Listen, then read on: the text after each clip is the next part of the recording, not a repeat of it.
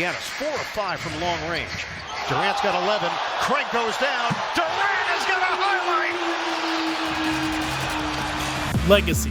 The term that turns out to be the ultimate obsession of NBA journalists, fans, and even superstars. That term's also capable of swaying the career-changing decisions of players who yearn to be remembered by basketball fans when they're no longer around. A desire for many, and a reality for very few. Because the truth is that very few players make enough of a difference in the NBA to speak about legacy. But it doesn't end there. NBA fans love to compare, categorize, and sort players into rankings that no one can really prove. And suddenly, there aren't just legacies. There are bad legacies, good legacies, and mediocre legacies. What better example to demonstrate this theory than Kevin Durant? The small forward is one of the most criticized players in the league, and his legacy is always called into question by his decisions. This is the story of a player who chose to be a decision-maker, often to the detriment of his basketball success. Kevin Durant was always a player on whom great expectations were placed. Ever since he was selected with the second pick in the 2007 draft behind only Greg Oden, you have to see a review of the biggest bust of the millennium. KD has been one of the most unstoppable and consistent scorers in league history. However, except for his stint with the Golden State Warriors, the Slim Reaper has had a hard time transforming his enormous contributions into championships. But let's start the story at the beginning. Sam Presti is one of the best GMs the NBA's ever had the pleasure of watching. His management of the Oklahoma City Thunder for more than 15 years has been trend-setting and has reinvented the way franchises manage their assets. Presti was not only a superb manager, getting priceless draft picks from teams that undervalued their importance, Presti was also a visionary. His draft picks were always accurate, picking the players that, over time, proved to be the most talented. Using this methodology, the Thunder built a core of Durant himself, Russell Westbrook, Serge Ibaka, and a guy named James Harden coming off the bench. One of the most talented groups of young phenoms in league history. The Thunder, being the team from one of the smallest markets in the NBA, Oklahoma, managed to establish their image in the league quickly, being a young, competitive, and exciting team.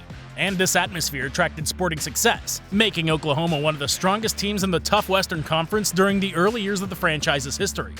During this period, Durant became one of the NBA's most iconic stars. The Washington-born forward led the league in points per game in 4 of his first 7 seasons, with Jordan-esque dominance.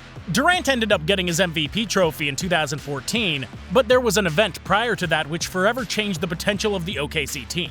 In the summer of 2012, the franchise faced an uncertain offseason which Sam Presti had to choose between re-signing Serge Ibaka or James Harden. Considering that the Thunder already had a great offensive arsenal, they made the decision to re-sign the Congolese defensive anchor. This decision was understandable at the time, especially considering that Ibaka appeared to be one of the best defenders in the history of the league due to his enormous wingspan and great agility. Unfortunately, the Thunder never again qualified for the NBA Finals after that season. Having made the decision to retain Ibaka, Presti shipped the beard to Houston in return for Kevin Martin as an offensive replacement. The Thunder nearly made it to an NBA Finals again in 2016, where they had a 3-1 lead in the conference finals against the Warriors. But the California team, which was coming off of a 73-9 regular season record, managed to turn the series around. Inexperienced youth was a factor that the Thunder suffered during their time at the top of the West. And after that historic comeback by the Warriors, the NBA would change forever. Durant was 28 years old and had been with the Oklahoma franchise for 9 years. Management's austerity, shown by the unwillingness to re-sign Harden, coupled with years of injuries and late-season failures, led to the departure of the NBA's then best scorer during free agency. And outside of California, his decision left no one happy. Kevin chose the Warriors, who had just lost in the finals to the Cleveland Cavaliers led by LeBron James and Kyrie Irving, forming arguably the best team in league history. Their superiority was so great that LeBron James in his prime was unable to compete toe-to-toe with the Warriors. Golden State won back-to-back rings in KD's first 2 seasons as a Warrior, with KD winning the Finals MVP trophy both times. 2 dominant performances in which the forward took advantage of the group of players around him to score with extraordinary efficiency. However, this was precisely the moment of the famous asterisk. Durant's enormous legacy was overshadowed by public opinion, which was that the forward had taken the easy way out. Not only did Kevin leave Oklahoma empty-handed after leaving as a free agent, but he also decided to go to the team that had eliminated them in the playoffs. Durant went from hero to villain, mimicking the choice of LeBron James, who made a similar decision when he decided to leave Cleveland for the first time. And deep down, the player knew that a ring away from Golden State would prove essential to vindicating his legacy. The Warriors began to have internal problems along with injuries in the third season that Kevin Durant was on their roster. A publicized example of this was the game against the Los Angeles Clippers. Draymond Green's decision to not give the ball to KD was the starting point of the downfall of the best dynasty of the millennium.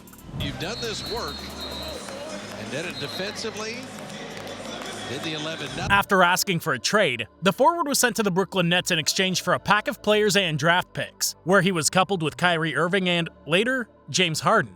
The Nets, in what would be KD's third super team, became a force of nature that every team in the East feared. But that desired success never came.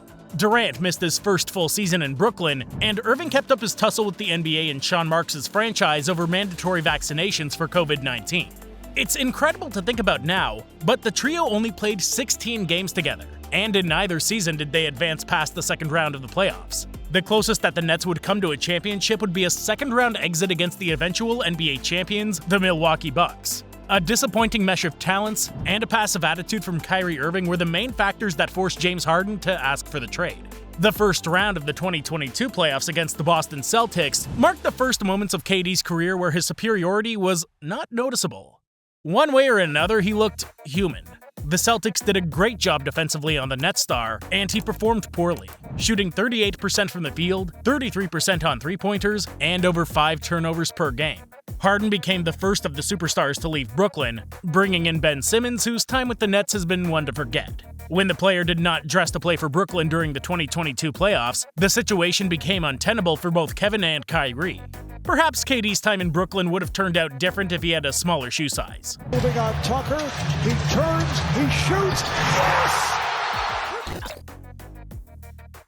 Both KD and Kyrie eventually asked to be traded at the 2023 deadline and headed to different franchises. In Irving's case, it was the Dallas Mavericks, and in Durant's case, it was the Phoenix Suns. So basically, Durant joined a team that already had Chris Paul, Devin Booker, and DeAndre Ayton. A really solid core that placed the Phoenix Suns as one of the favorites in the Western Conference, and indeed, Durant had just landed on another super team that instantly became a clear contender for the title. However, in the 2023 playoffs, the Suns ran into a second-round matchup with the team that would go on to win the championship that season, the Denver Nuggets. The two-man game of Nikola Jokic and Jamal Murray, coupled with the Nuggets' tremendous ability to focus their defense on the stars while neglecting the weak side of the court, meant that Phoenix didn't really stand a chance. This season turned out to be another playoff failure where this time, KD was able to deliver an offensive performance more in line with his level. In this offseason, the Suns have managed to trade Chris Paul and future draft picks for Bradley Beal in an attempt to trade the future for a win-now mentality. A common decision which GMs make when they have top-tier superstars on their squads, but it's still a gamble. A gamble on a player who needs as desperately to save his legacy as the franchise needs to win the title. But Durant can't fool anyone anymore. His day-to-day actions prove that he does care about his legacy. His obsession with sharing his vision for the NBA is just there on Twitter, on his interviews, and in his situation, we all might do the same. Because Kevin is one of those players who can talk about legacy. One of those chosen ones who, whether he wins a ring again or not, have permeated the NBA with his historic performances.